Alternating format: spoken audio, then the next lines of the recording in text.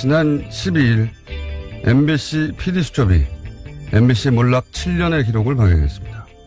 공영방송사 하나가 어떻게 통째로 정권에 장악되어 갔는지 짚어가는 방송을 보며 그 과정을 조력하고 지방 MBC 사장으로 영전한 보도국의 전 간부들의 특히 눈이 갔습니다. 그들은 하나같이 카메라를 피했습니다. 내가 뭘 잘못했냐고 항변하는 그런 이념적 확신범들이 아니었습니다. 유대인 학살의 총책임자였던 힘너의 부하장교로 악명이 높았던 나치 아이히만 체포 당시 사람들은 놀랐죠. 실제 그가 너무 평범하고 심지어 가정적인 사람이어서. 재판 과정에서 아이히만은 자신에게 주어진 임무를 월급 받으면서 제대로 처리하지 못했다면 양심의 가책을 느꼈을 거라고 진술했습니다. 자신은 지시에 따랐고 임무를 충실히 수행했을 뿐이다 라는 거죠. 국정원의 주도하에 군사작전처럼 진행됐던 MBC 작업 과정에 기여했던 그들도 무슨 특별한 악당이 아니라 평범한 직장인, 생활인이었던 겁니다. 어느 날 주어진 영달의 기회를 마다하지 않았고 그 기회가 부여한 임무를 따랐을 뿐이었던 거죠. 사실 대부분의 친일파도 그랬을 겁니다. 친일파 이래로 이런 부역을 어떻게 상대해야 하는지 우리 사회는 마땅한 증거를 마련해두지 못했습니다. 너도 그때 그 자리 가봐라 어쩔 수 없다. 미래를 봐야 한다. 죄가 문제지 사람이 문제냐. 그렇게 넘어갔죠. PD수첩을 보며 공영방송을 통째로 와해시킨 게 저렇게 평범한 사람들이었다는 걸 다시 한번 깨달으며 그런 생각을 했습니다. 이번만은 물렁해지면 안 되겠다. 단호해야 한다. 기본적인 생각이었습니다.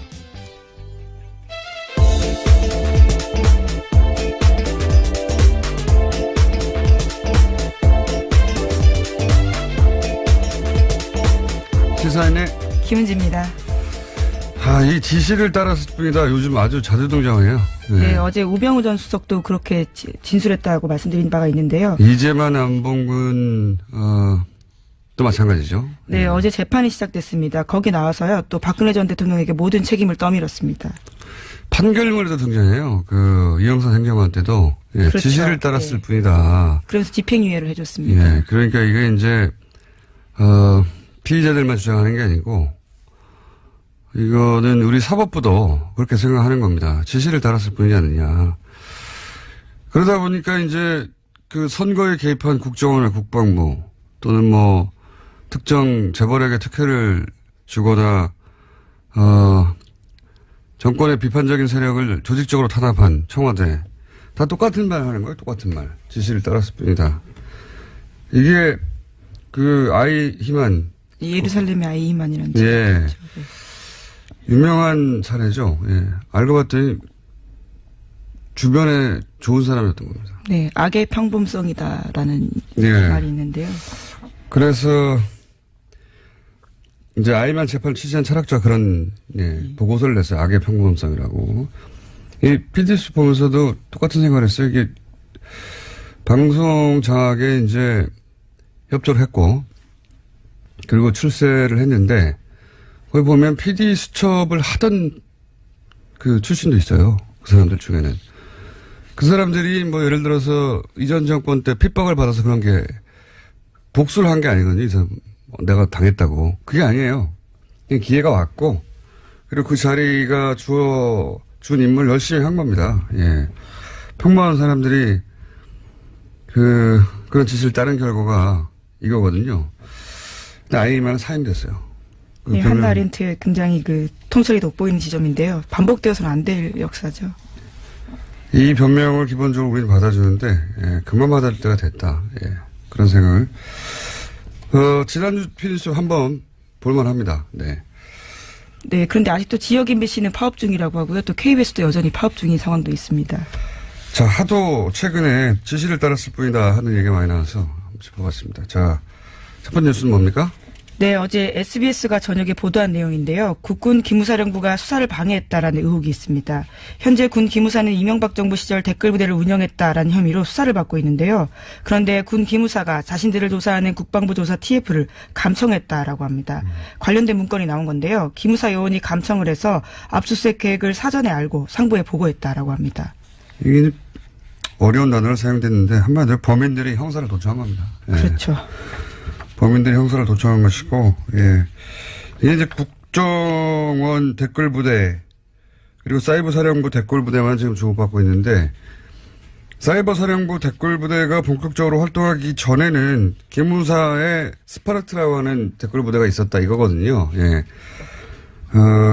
그래서 이제 기무사 압수수색 하려고 했더니, 기무사에는 당연히 이런 감청 장비들이 있겠죠. 그거를 자기들을 조사하는 TF를 상대로, 예, 활용해서 압수수색 정보를 사전에 확보했다고 하는 문건이 나온 겁니다. SBS에 제가 보기에는, 예, 네. 제가 보기에는 굉장히 큰 특종인데, 그러다 보니까 사이버 사령부 수사가 요즘 잘 안 되거든요. 예. 다 이유가 그렇죠. 있지 않겠냐, 네. 있었다, 뭐 이런,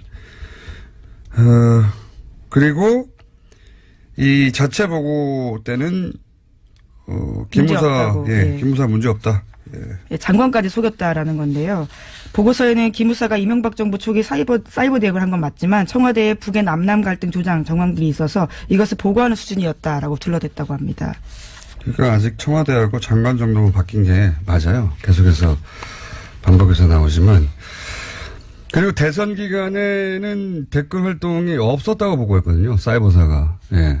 이게 대선 기간에 댓글 활동 하라고 만들어진 곳이에요. 대선 기간에 가장 활발하게 활동했는데 정반대로 보고하는 거죠. 예.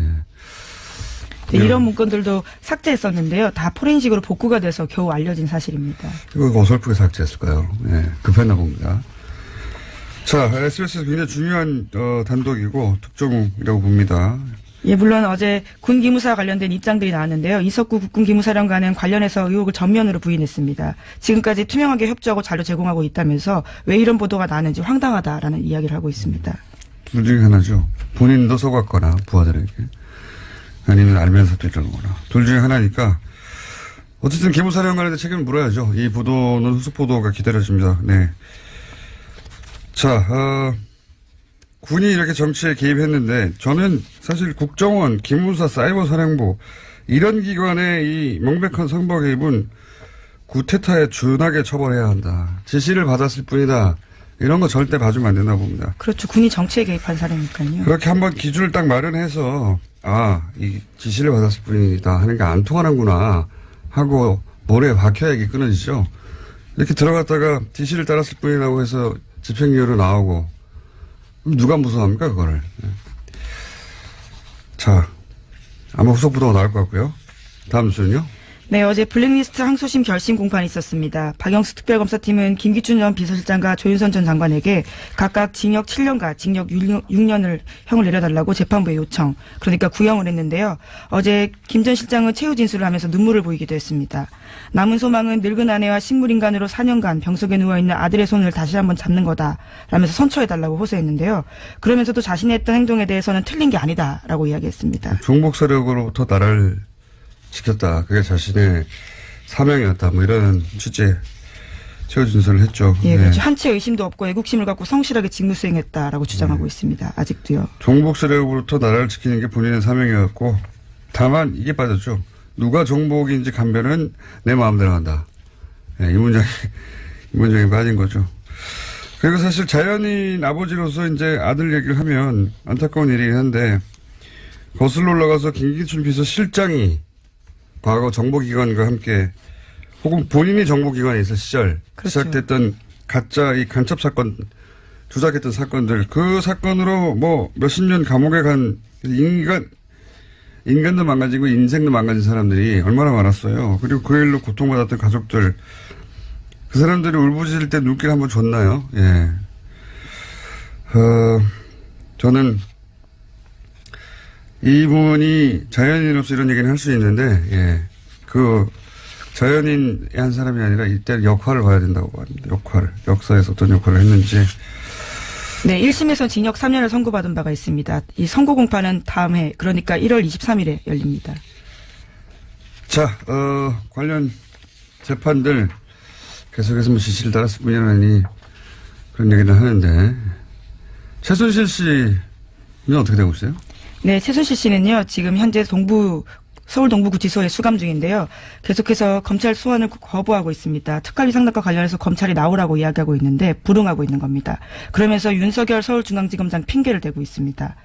자신의 과거에 강압수사를 당했기 때문에 믿을 수 없어서 나올 수 없다라는 겁니다. 윤석열이 이끄는 검찰 조사는 못 받겠다 이런 거죠. 예. 그렇죠. 윤석열 팀이 잘한다는 얘기죠. 예. 자, 최순실 씨 주장 더 들을 필요는 없는 것 같고요. 그런 상태입니다. 자, 다음 뉴스는요? 네, 세월호 참사 당시에 KBS에 전화를 걸어서 보도 내용을 바꿔달라고 요구했던 이정현 전 홍보수석, 그러니까 현재는 의원인데요. 재판에 넘겨졌습니다. 청와대 등이 보도 개입을 했다라는 건데요. 검찰의 판단입니다. 과거 2014년 4월 21일에 KBS에 전화해서요. 적극적으로 좀 도와달라라는 이야기도 했고요. 아예 녹음도 바꿔달라라는 이야기도 했습니다. 이런 것들이 보도에 부당하게 개입됐다면서 지난해 세월호 특조위가 고발을 한 적이 있는데요. 이에 대해서 검찰이 재판에 넘긴 겁니다. 이런 기준을 아주 강하게 마련해야 된다고 봅니다. 네, 저는, 잘한 거라고 보고요, 이 기소는. 그러니까 현 정부도 이렇게 아주 세기를 박아놓는 기소를 해야, 이런 압력을 방송사에 못 넣을 것이고, 그리고 다음 정부도 마찬가지고, 홍보수석이 방송사나 혹은 기자들한테 자기 임무상 전화할 수는 있어요. 근데 뭘 빼달라, 뭘 넣어라, 뭘 교체해라, 명백히 간섭하는 건데 이런 정도가 되면 이런 전화가 되면 받는 당사자도 이 사람 보낼 수 있다 내가 당시 과거에 이정현 사례도 있지 않느냐 아주 크게 처벌해야 한다는 겁니다. 예. 이렇게 한번 기준을 마련해야 되거든요. 이번에 자 다음 순요. 네, 이명박 박근혜 정권에 걸쳐 6년 넘게 국가보훈처장 맡았던 박승춘 전 처장도 검찰 수사 받게 됐습니다. 불법적으로 정치에 개입하고 친정부 관변단체들의 비리를 눈감아줬다라는 사실이요. 보훈처 감사에서 확인됐습니다. 마찬가지라고 봅니다. 자, 다음 순요. 네, 어제 뉴스타파 보도 전해드린 바가 있는데요. 다시 연장해서 말씀을 좀 드리면요. 어제 구속 집행정지로 나왔다라는 사실에 대해서 관련된 근거들을 좀 말씀드리겠습니다. 뉴스타파 보도에 따르면 구치소장의 구속 집행정지 건의는 매우 이례적이다라는 거고요. 또 호흡곤란의 원인이 과식과 수면제다라고 보도하고 있습니다. 과식과 수면제. 네, 그리고 서울대병원 신경정신과 의사가 김 회장은 알츠하이머성 치매다라는 주장을 해서 풀려나오게 됐다라는 식의 보도를 하고 있습니다.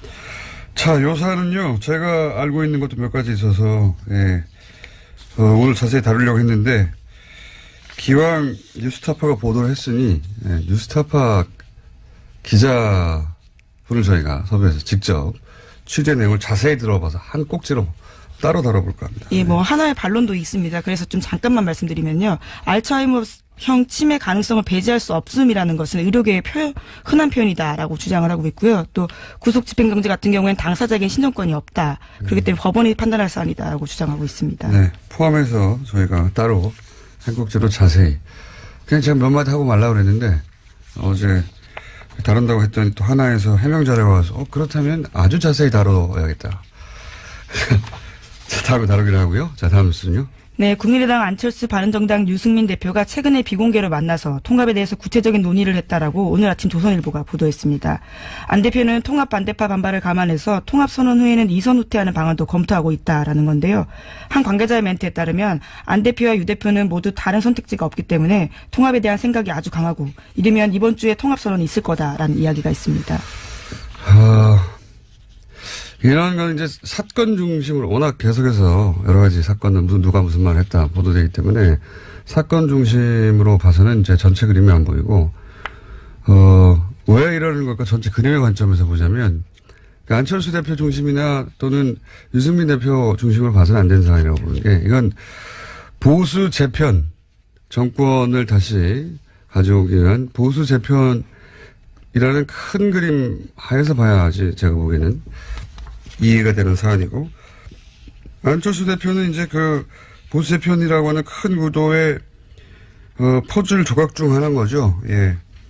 유승민, 안철수 양 대표 모두 그 보수 재편의 이후에 자신이 주인공이 될 수 있다라고 하는 가능성 때문에 각자 적극적인 거죠. 예. 지금 당장 뭐 몇 석이 이쪽으로 간다. 또는 단순한 산수로도 지금 있는 그대로 유지되지 않을 거라는 건 양쪽 모두 알거든요. 근데 그것도 상관없는 거죠.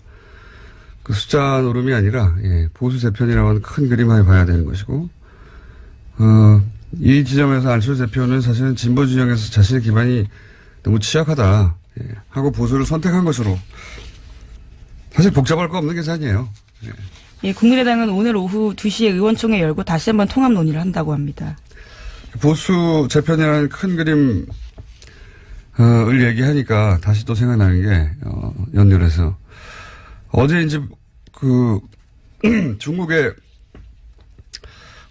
혼밥 프레임에 대해서 보수 매체들이 대단히 악의적으로 짰다, 프레임을. 제가 잠깐 얘기했었는데, 이 프레임을 비판하는 미디어가 없어서 제가, 얘기 다시 반복하는데, 사실은 문재인 정부는 무능하다, 초라하다, 혼자 밥 먹는다, 이런 이미지 만들려고 한 거죠, 당연히. 그런데 왜 그랬을까 생각해 보면, 올해 내내 이제 보수 매체가 이제 이번 정부 출범이 했던 얘기가 뭐냐면, 피로감이 곧 온다.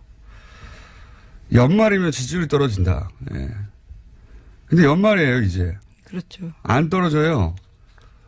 떨어지기는커녕 대통령 순방이라는 건 굉장히 긍정적인 효과를 만들어내거든요. 대부분의 경우에. 박근혜 대통령 때도 사실 경제 상황이 아무리 어려워도 외국만 갔다 하면 지지율이 올라가요. 항상 그렇습니다. 대부분의 대통령 순방들이. 왜냐하면 멀리 떨어져서, 현안과 떨어져서 좋은 화면들 나오고 좋은 소리들 주로 나오니까요. 이명박 대통령 때도 했고 다들 그랬어요. 그러니까 떨어지기는커녕 마지막에 중국 방문으로 올라가게 생긴 겁니다. 정치적 관점에서 바라보자면. 게다가 문재인 대통령이 중국에서 실제로 사드 경제보복 문제를 풀기라도 하면 그게 제대로 보도되면 얼마나 지지율이 올라가겠어요. 그 뻔한 상황에서 지지율이 올라가는 걸 거꾸로 막았어야 하는 겁니다. 예. 올해가 지지율이 떨어지는 채로 끝나야, 왜? 내년에 지방선거죠, 바로. 지방선거. 지금 바른정당, 안철수의 국민의당, 유승민의 바른정당이 합치려고 하는 것도 지방선거 이후에 정계 개편, 보수 재편의 연결선상에서 일어나는 일이고, 이 홀대론도 사실은 이렇게까지 생각해 보시면 대통령 순방을 주류 미디어가 이렇게까지 대대적으로 공격한 사례는 없어요. 그건 진보 보수를 떠나서. 보통 대통령이 해외 나갈 때는 대충 좋게 말해주거든요. 이번에는 가기 전부터 사실은 철저하게 프레임을 준비했다. 예. 그 중에 이제 혼밥 같은 게 걸린 거죠. 예. 그러니까 굉장한 정치적 의도를 가진 프레임인 거죠. 예. 자, 여기까지 하고요. 오늘은 2부가 게스트가 두 분이 있기 때문에 제목 하나 정도 읽고, 제목 하나 정도 안 읽으면 아쉽잖아요. 네, 가상화폐 거래소 유빗이라는 곳이 있는데 여기가 해킹을 당해서 파산당할 위기라고 합니다. 아, 비트코인이요? 예. 비트코인 관련도 내일 한번 더 다루고 전문가도 따라 한번 보시는 것으로. 비트코인에 대해서 할 말이 많아요, 저도. 자, 한미연합훈련 때 한미연합훈련을 평창올림픽 뒤로 미루자. 예, 어제 문재인 대통령이 미국에 제안했다라고 밝혔습니다. 미국 쪽도 연기 여부를 검토하고 있다라고요. 미국 MBC 방송 인터뷰에서 밝힌 바입니다. 이게 성공하면 또 한 번 이제 소위 미들 파워로 전환하고 있다. 한국이 강대국 사이에서 이런 최근에 외신 보도가 있었거든요. 그러니까 강대국들 사이에서 중간자작 역할, 중간자작 외교의 가능성을 엿본다. 이런 외신의 보도가 있었어요. 우리나라에서 보도가 안 됐지만. 그러면서 미들파워라고 불렀는데, 성공한다면 미들파워로 다시, 입지를 자랑할 수 있게 되겠죠. 예. 자, 여기까지 하겠습니다. 시사인의 김은지였습니다. 감사합니다. 문재인 대통령의 중국 방문, 홀대론 기사 여전히 나오고 있죠. 어제 그래서 저희가 중국 동아대 우승은 교수님을 모시고 잠깐 이야기 들어봤었습니다. 너무 시간이 짧아서 오늘 한 번 더 모셨어요. 안녕하십니까, 교수님? 네, 안녕하십니까? 네, 어제 대단히 흥분된 목소리로, 대단히 빠른 속도로, 대단히, 압축적으로 말씀하셨는데 간단히 요약하면, 우리는 홀대라고 하는데 중국에서는 홀대는커녕 시진핑이 왜 사드 철회를 하지도 않은 문재인 대통령에 대해서 이렇게 환대하느냐고 중국 내에 비판이 있었다. 예. 문재인 대통령은 중국에서 환대받았다. 그걸 왜 홀대라고 하는지 이해할 수가 없다. 예, 말도 안 된다라고 오준 교수님께서 어제 짧게 짚어주셨는데 방중 기간 동안에 그랬다고 치고요. 예. 그리고 이제 방중 이후에 돌아가고 각자 이제 언론들이 차분하게 그 성과나 이런 얘기도 할 거 아닙니까? 그러니까 방중 이후 중국 미디어가 보도하는 이 방중에 대한 평가는 어떻습니까? 짚어주시면 좀. 네. 지금 말씀하신 것처럼 방중 이후 중국 미디어의 방중에 대한 성과를 보면은 중국 당국의 심경을 알 수 있습니다. 중국은 사회주의 국가이기 때문에 우리처럼 좌우 미디어가 자기 멋대로 목소리를 낼 수 없거든요. 중국 당국의 목소리가 그대로 나오는 것인데 예를 들면은 중국 시나망은 18일자에서 외교부 대변인은 기자회견에서 문 대통령의 방중 기간에 양국 정상은 관계 개선을 추진했고 한반도 문제 등에 대해서 심도 있는 의견을 교환해서 상당한 공통인식을 갖게 되었다. 고 보도했습니다. 그다음에 중국의 대표적인 인민일보는 19일자에서요. 문 대통령의 수교 25주년 국빈 방문은 양국이 25년간의 우호적 발전 성과와 양국 관계를 중시함을 의미한다. 한중 관계가 계속 발전해 나가기 위해서는 수교 당시의 초심을 잃지 않았으면 좋겠다라고 보도했습니다. 뿐만 아니라 중국의 문해보라고가 있는데 문해보는 보도했고 그다음에 북경 청년보 북경에 있는 16일자 보도에서 문재인 대통령의 방중은 사드로 빚어졌던 한중 관계가 한 단계 더 새롭게 되는 계기가 되었다라고 대부분 긍정적으로 보도하고 있습니다. 네. 혹시 중국 언론도 당연히 우리도 중국 언론을 인용해서 보도하듯이 중국 언론도 우리 언론의 반응을 인용해서 보도하는 건 없습니까? 있습니다. 그중에 하나만 소개해드린다면요. 오늘 이렇게 차분하십니까? 조금 이따 하려고 지금은. 이거는 조금 이따가. 이거는 보도를 인용하는 거니까요. 워밍업입니다. 워밍업. 예. 중국의 봉황망은요. 19일자 보도에서 우리 언론을 인용하는 가운데 문 대통령은 최근 한중 정상회담을 마치면서 그동안의 외교 공백을 잘 정리해왔다 하면서 한중 관계를 긍정적으로 평가했습니다. 뿐만 아니라 그 해방일보는요.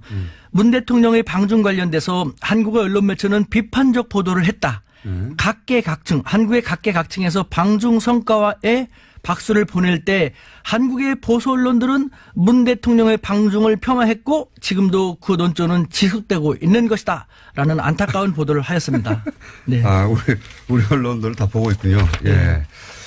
이게 참 희한한 일입니다. 자국 언론이 이렇게, 비판을 하고, 정작 홀대를 했다고 하는 나라에서는 자국 언론이 이런 비판을 하고 있는데 이거 폄하다라고 비판을 하고 이상한 현상이 지금 벌어지고 있는데 자 그건 알겠고요. 근데 이게 이제 언론 보도라는 게 좀 두리뭉실하고 대체적으로 그렇지 않습니까? 제가 궁금한 것은 교수님을 다시 모시는 것은 대체적인 언론의 반응은 알겠어요. 그리고 심지어는 중국 언론이 우리 보수 매체를 비판한다는 것도 알겠는데 교수님이 이제 어제 말씀하셨듯이 어제 이제 시진핑의 측근 그룹 혹은 고위직과 동문이라고 하셨지 않습니까? 확실하죠? 맞습니다. 호적 조사하면 다 나옵니다. 그분들이 하는 이야기들이 있을 거 아닙니까? 그러니까 제가 궁금한 건 언론에 나오지 않은 그런 이제 권력에 가까이 있는 사람들의 해석 혹은 뭐 자기들끼리 하는 말들 혹은 교수님과 사석에서 니네 어떻게든 당연히 한국 대통령이 왔다 갔으니까 그런 얘기 하실 거 아닙니까? 그런 얘기가 궁금해요. 그분들은 어떤 반응이 있느냐.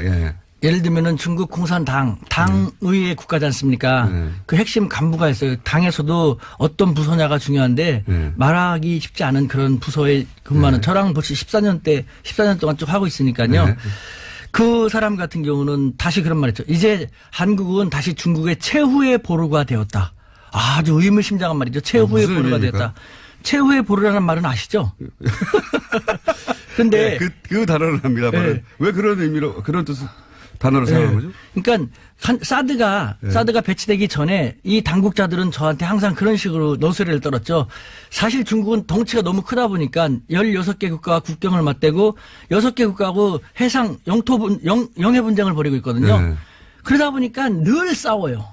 그렇죠. 늘 싸워요. 사이가 늘 좋은 나라가 하나도 없어요. 크고 작은 문제들 항상 있겠죠. 사이가 좋은 나라가 하나도 없는데 그중에 우리 한국만 유일하게 좋았거든요. 한국이 더군다나 조그만 약소국이 아니라 이제는 우리 모두 열심히 노력해서 중견 강국이 되었습니다. 중견 강국인 한국만이 유일한 사이가 좋은 관계이기 때문에 최후의 보루다. 따라서 우리는 한국에 대해서 그만큼 정성을 들일 수밖에 없다. 라고 했던 것이 지금 대한민국을 바라보는 중국의 시각인 것입니다. 그런데 말도 안 되는 사드를 너무 형편없이 배치해갖고 이렇게 문제가 그 과정 불거졌는데 자체가 자존심을 상하게 했다. 네. 네, 그런데 중국에. 다시 네. 이제는 문재인 대통령 방중을 통해 갖고 한중 관계가 복원되는 수순에 들어가게 됐으니까 한국은 다시 중국의 최후의 보루가 되었다는 것이죠. 그 말은 무슨 말입니까? 최후의 보루인데 함부로 할 수 있습니까? 함부로 할 수 없다라는 것이죠. 이번 성과가 그러니까 그 이전에 한중 관계의 복원을 의미한다. 뭐 그렇죠. 잘 됐다고 평가한다는 네. 거죠. 혹시 그건 알겠고요.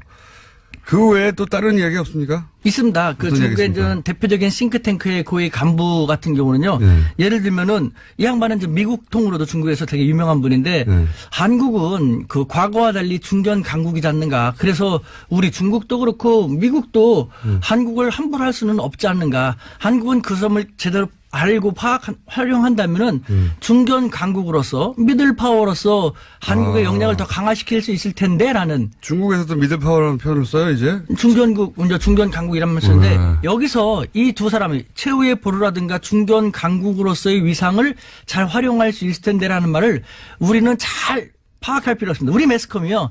이와 같은 것 국제사회에서 바라보는 우리 모습을 잘 전달하면서 우리 국민들이 우리 정부가 미들파워로서 어떻게 활용해 나가면 살아나가면 좋을지를 알려주지 않고 해서는 안 될 것만 하니까 문제인데요. 저는 사실 국내 문제 잘 모릅니다. 죄송하지만 저는 95년에 한국 나가서 어떻게 하다 보니까 일본, 미국, 중국 유학을 다 갖고 2004년부터 3년부터 중국 대학에 있거든요. 네. 그렇다고 제가 잘 사는 집이 아니라 인천의 가난한 노동자의 자식인데요. 출마하시는 것도 아니고 갑자기. 쌍코피 흘리면서 이렇게 자랐는데 그래서 저는 국내는 모르지만 국제는 벌써 쭉 알고 있죠. 지금 상하이에 있는 우리 대학에서도 외국 학생들을 중심으로 제가 쭉 가르치거든요. 네. 150여 개국에서는 5천여 명.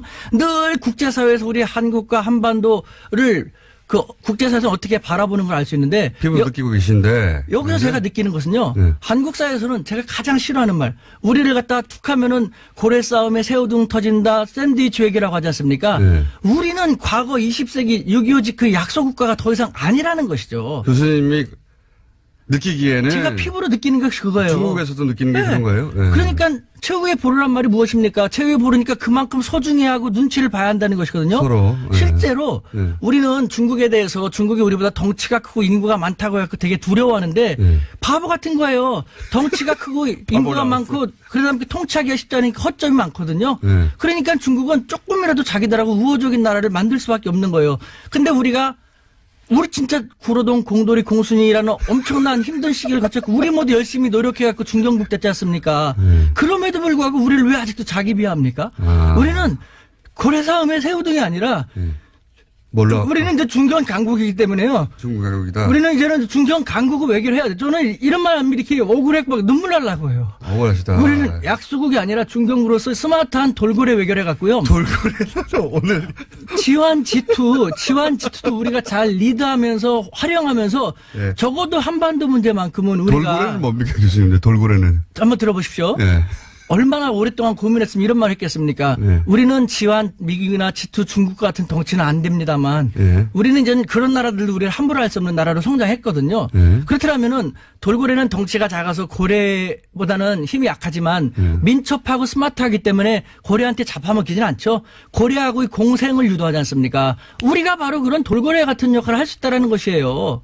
외교도 새로운 시도를 해야 되는데 20세기 약소국 외교의 대미 외교 위주 1국 외교만 하다 보니까 이제 다변화되는 외교에서 잘 안 되고 있지 않습니까? 그러니까 우리는 지원치도 함부로 할 수 없는 중견 각국으로 부상한 대한민국의 중견 강국 외교, 스마트한 돌고래 외교를 해야지. 알겠습니다. 예.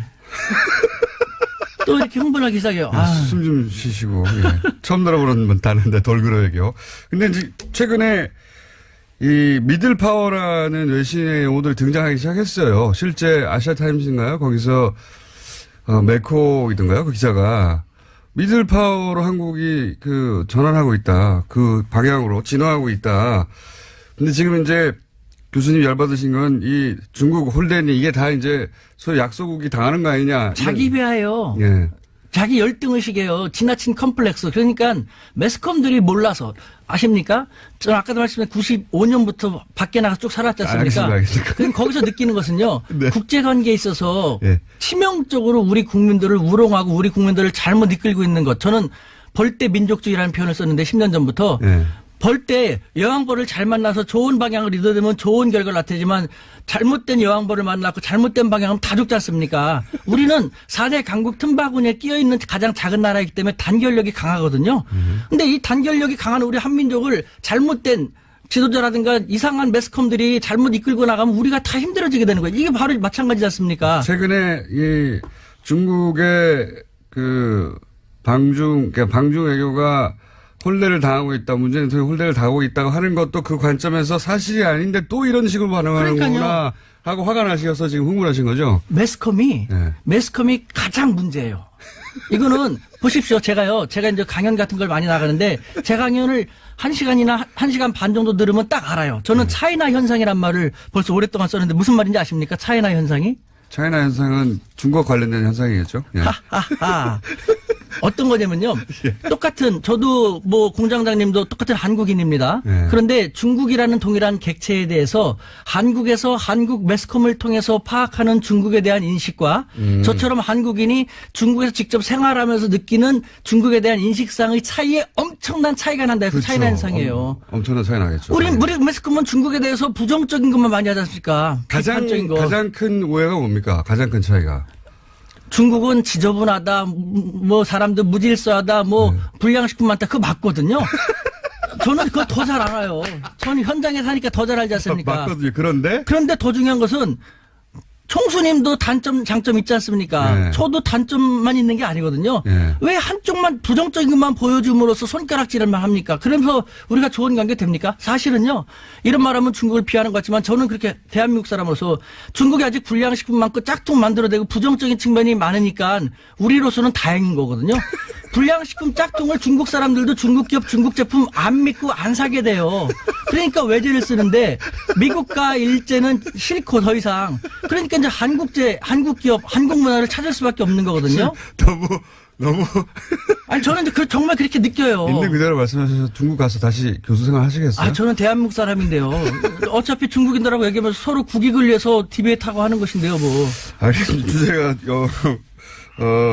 홀대 맞느냐 아니냐에서 굉장히 많이 진도가 나갔는데 앞으로 그 주제는 또 한번 마련해 볼게요. 1분밖에 안 남아가지고 오늘 마무리를 지어야 될 것 같은데 여하간 언론 매체도 그렇지만 근데 언론 매체만으로는 정확하게 심증을 읽을 수 없으니까 교수님 주변에 그 중국 내 고위직에 있거나 혹은 뭐 탱크탱크에 있거나 혹은 시진핑 측근 그룹에 속하는 분들 대학 동문들한테 얘기를 들어보면 요 외교를 통해서 한중 관계를 다시 복원하고 잘 지냈으면 하는 마음이 중국에 있다는 거죠.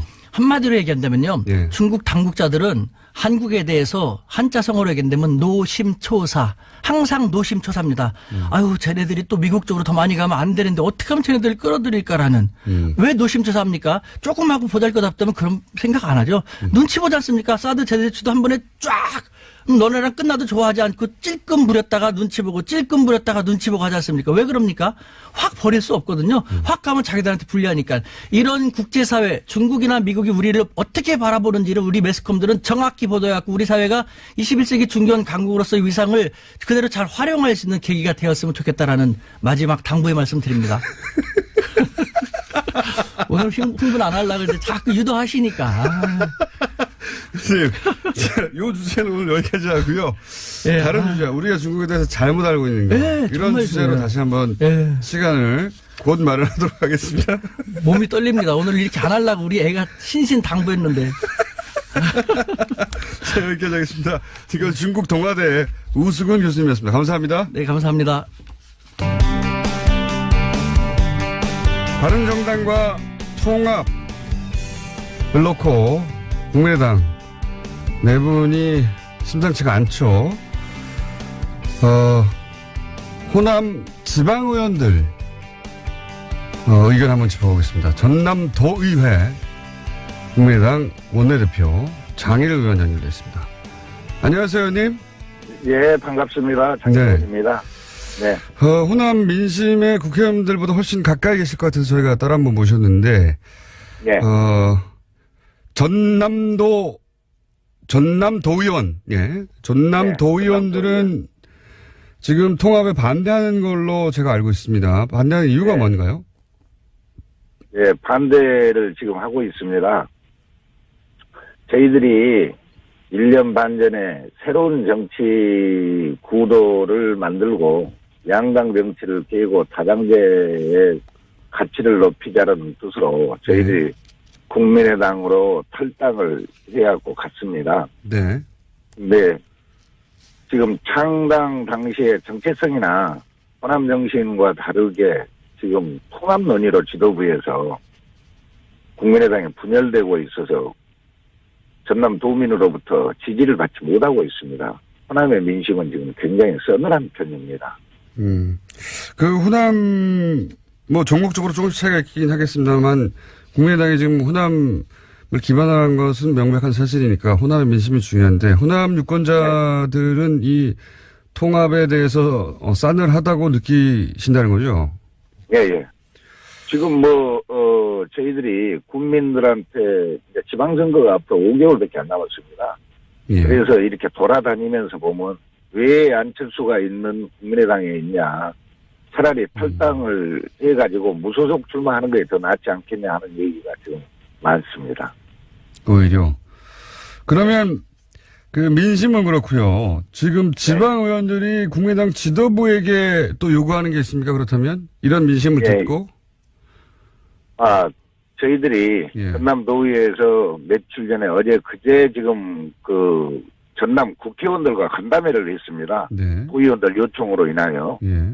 그래서 지금 지방선거가 5개월 정도 남은 상황에서 지금 출마하시고자 하는 분들은 걱정과 우려가 굉장히 큽니다. 그렇겠죠. 예. 그래서 당의 지지율은 4% 정도밖에 되지 않고 이제 호남에서는 한 10몇 프로 정도가 됩니다만은 이런 상태에서 지금 민주당 같은 경우에는 선거 체제로 벌써 면접까지 하고 또 선거의 룰도 지금 정하고 있는데 우리는 통합 논의로 해야 하고 모든 것이 지금 수독되고 있는 상태입니다.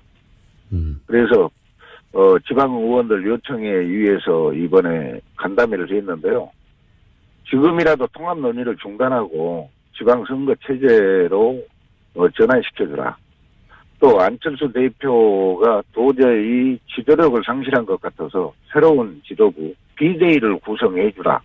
라는 요청을 했습니다.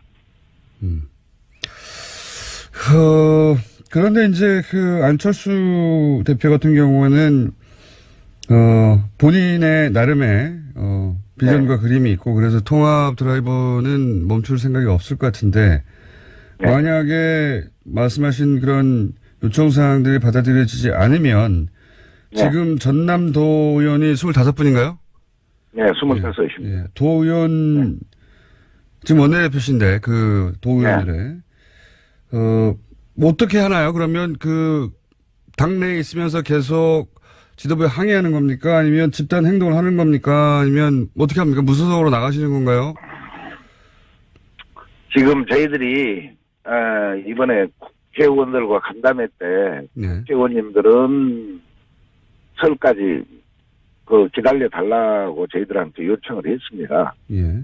그런데 저희들이 또 의원들이 간담회를 통해서 이달 말까지 지도부에서 통합 논의를 중단하지 않으면 저희들 나름대로 탈당을 감행하겠다라는 뜻을 지금 피력을 했습니다.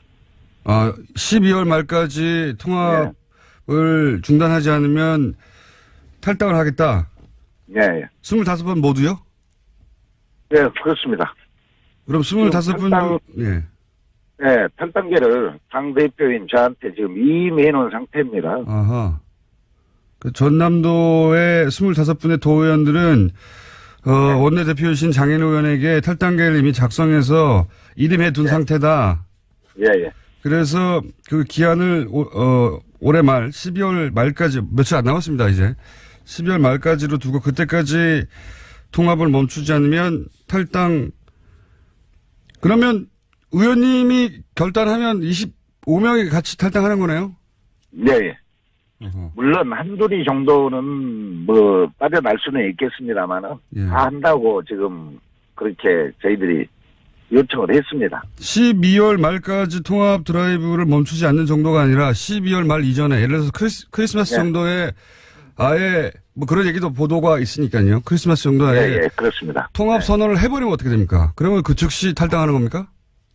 이제 저희들이 다시 간담회를 통해서 지금은 탈당하는 걸로 네. 지금은 저희들이 준비를 하고 있습니다. 예. 또 이제 저희들만 준비하는 것이 아니라 광주시의회하고 예. 전남북도의회하고 지금 물밑 접촉도 지금 진행을 하려고 그러는데요. 예. 이제 그렇게 되면 호남에 있는 그 단체장이나 지금 뭐 도의원들뿐만 아니라 시의원들도 지금 같이 연대해서 지금 하려고 저희들이 나름대로. 그러니까 광주시의원 그리고 네. 전북도의원 지금은 이제 전남도의원 25분이 중지를 모은 것이죠. 예. 저희들 그렇습니다. 네. 전북과 광주시의원 혹은 도의원들과도 만약에 그렇게 통합을 갑자기 선언해 버린다면 연대 행동에 같이 연대할 수 있다라는 얘기죠. 혹시 광주시의원이나 전북 도의원들은 대략 어떤 뜻인지는 아십니까? 뭐 그분들하고 이제 저희들만 예. 전남도의원들만 계속 저희들이 간담회를 통해서 지금 많은 논의를 해왔지. 그쪽하고는 지금 또 그쪽 나름대로 하는가는 모르겠습니다만은 아직 결혼은 안 하고 있습니다. 그렇군요. 그쪽 사정은 어떤지 정확하게는 알 수 없는데 전남도는 이미 중지를 모았고 다른 전북과 광주도 만약에 그런 선언이 나온다면 같이 행동하겠다 이런 말씀이신 것 같고요. 예, 그렇습니다. 안철수 대표가 왜 이런 통합 드라이브를 한다고 이 도의원들은 분석합니까? 어떻게 받아들이고 있습니까? 이제 물론 저희들이 생각할 때도 그렇기는 합니다. 바른정당과 통합을 해가지고 의원 합의를 통해서 예. 새로운 동력을 얻자라는 뜻 아니겠습니까? 그런 의도겠죠. 당의 지지도가 너무 떨어져갖고 있으니까. 네. 그런 부분은 저희들도 이해를 못하는 것은 아닙니다. 네. 그런데 한번 생각해 보십시오. 얼마 전에 우리가 대선을 치를 때 대선 때 통합정당, 바른정당과 통합 논의가 있었습니다. 그랬죠. 예, 그런데 왜 안 했습니다. 지방선거를 놔두고 갑자기 예. 이제 지방선거가 끝난 다음에 충분히 시간적인 여유가 있음에도 불구하고 지방선거 5개월 앞두고 지금 갑자기 통합 드라이브를 예. 지금 가고 있거든요. 예. 그러면 호남에서 저희들이 생각할 때는 호남에서 안철수 대표는 나름대로 여론조사를 한 게 서너 가지 있다라고 국회의원들이 말씀하시더라고요. 예. 그런데 통합을 하면 시너지 효과는 있다라고 이렇게 여론조사에 나왔다고 그래요. 예. 전국적으로 지지도라든지 네네. 호남에 대한 지지도가 이렇게 한 10% 정도 오른다. 예. 그렇게 얘기하는데 민심은 그렇지는 않습니다. 바른정당이 어차피 적폐 대상인 사람이었고 또 우리 바른정당의 유승민 대표는 김대중 대통령의 햇볕 정책을 개성을 못하겠다라는 뜻으로 전번에 또 한번 발언한 적이 있거든요. 또 안철수 대표도 길게 가게 되면 바른정당 그 다음에 자유한국당과 통합을 하겠다라는 그런 취지로 지금 얘기하시는데 알겠습니다. 호남의 민심은 그러지 않습니다. 예. 알겠습니다. 오늘 말씀 감사합니다. 여기까지 듣겠습니다. 예. 지금까지 전남도의회 국민의당 원내대표 장혜려 의원이었습니다.